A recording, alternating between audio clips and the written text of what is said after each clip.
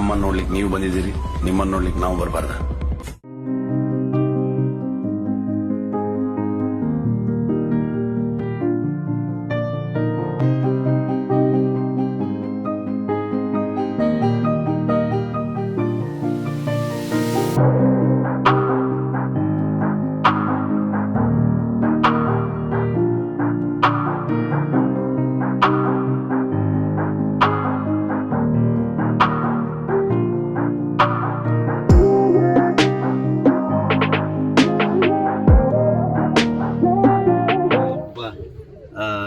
ಭಾಳ ಒಂದು ಅದ್ಭುತವಾದಂಥ ಜಾಗ, ನನಗೆ ಬರೋಕ್ಕಾಗಿರಲಿಲ್ಲ.